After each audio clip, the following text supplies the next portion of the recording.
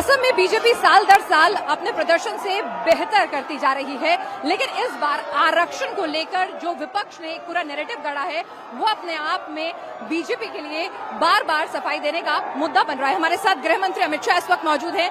अमित शाह जी, आपका बयान जो है आरक्षण को लेकर फेक बयान जो है आपका वो लगातार सर्कुलेट हो रहा है और आज असम से भी एक शख्स को उस संदर्भ में गिरफ्तार किया गया है। कितना बड़ा चिंता का विषय? जरा भी चिंता का विषय नहीं है। देश की जनता जानती है कांग्रेस हार के कगार पर है, इसलिए इनके प्रमुख लोग इस तरह के डॉक्टरेट बयानों को सर्कुलेट कर रहे हैं।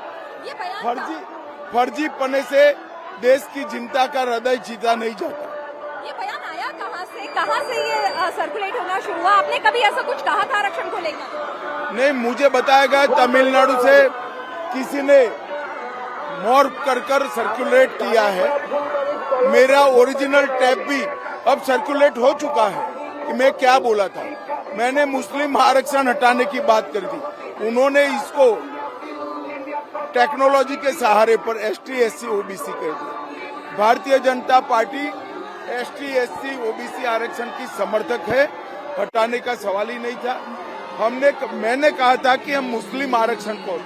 यहाँ पर देखिए जन सैलाब उमड़ा है, रिकॉर्ड भीड़ आई है, लेकिन ये वोटर टर्नआउट में तब्दील नहीं हो पा रही है। ऐसा क्यों? नहीं, वोटर टर्नआउट में पूरी तब्दील हो पा रही है।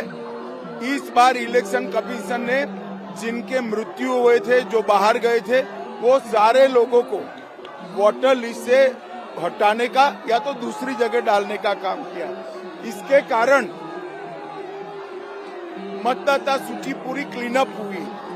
इसके कारण 2-3% का फर्क दिखाई पड़ा। विपक्ष कह रहा है कि वोटर कम टर्नआउट हुआ है और इसका नुकसान बीजेपी को होगा। वो बहुत खुश है इस वोटर टर्नआउट से। देखिए, जो कम वोटर टर्नआउट से खुश होते हैं वो कभी चुनाव नहीं जीतते। इसका मतलब है आपका समर्थन नहीं है। लोग आपको समर्थन देने के लिए, वोट देने के लिए, अगर हमारा विरोध है तो कांग्रेस को वोट देंगे।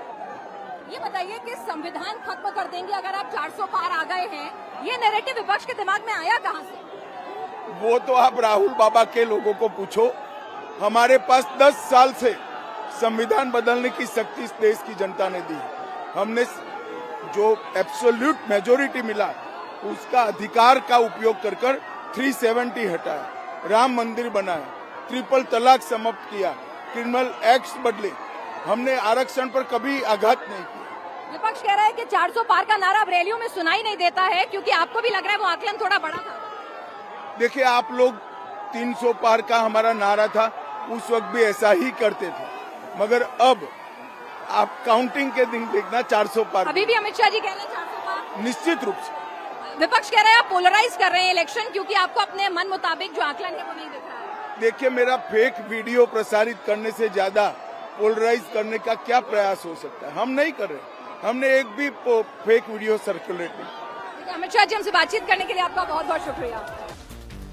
तो गृह मंत्री अमित शाह का बयान आपने सुना। उन्होंने कहा उस फेक वीडियो को लेकर जब बयान दिया, उनका कहना है कि विपक्ष फर्जीवाड़ा करके चुनाव नहीं जीत सकता और विपक्ष हार के कगार पर खड़ा है और फेक वीडियो उनके लिए कोई टेंशन की बात नहीं है। और इसके अलावा 400 पार का नारा उन्होंने फिर से दिया और साथ ही साथ ये भी कहा कि मुस्लिम आरक्षण को हटाने की उन्होंने बात कही थी, आरक्षण को हटाने की बात नहीं।